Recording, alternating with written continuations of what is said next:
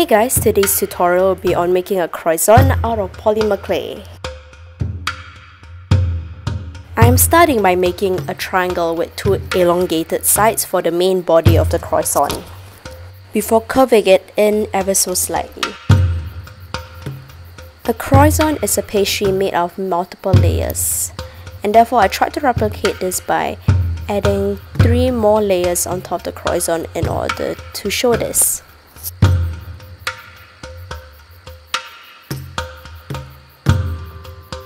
Next, I started defining the shape of the croissant using a variety of ball tools along with a needle tool.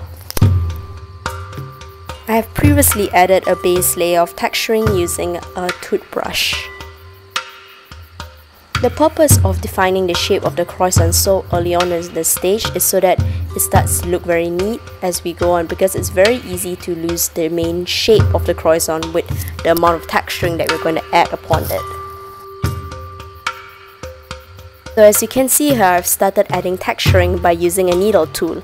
I did this because the croissant is a very flaky pastry, and I felt that it would be appropriate to represent the flakiness of this pastry by putting stripes upon the croissant.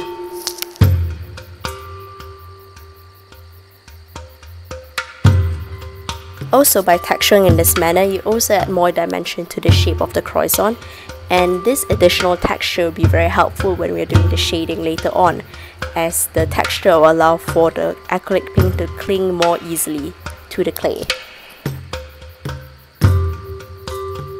Once I was happy with how the croissant started to look with the stripes, I added more definitions to the shape of the croissant by texturing the sides where I added the layers on.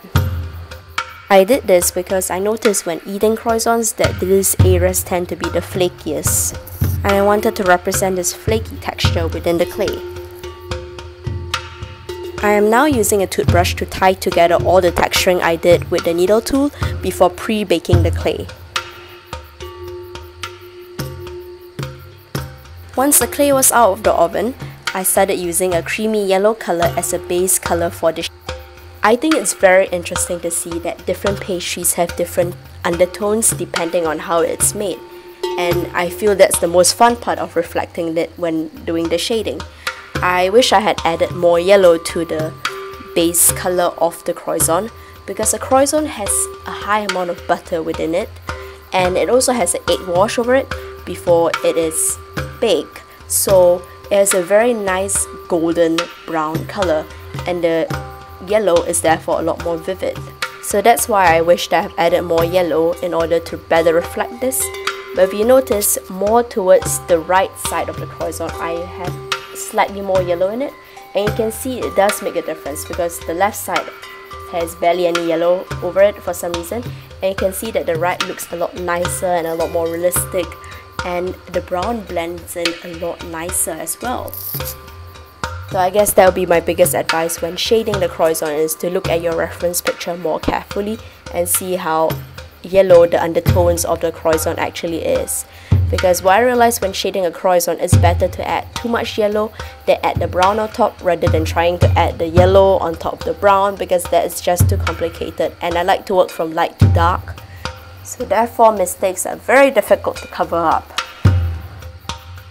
But anyway, now you can see how the stripes that we made earlier on the croissant is now being shown because of the coloring we have done. So it's very nice to see how it all ties in together.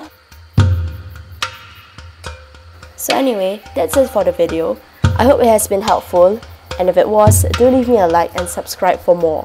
Until then, I'll see you next time.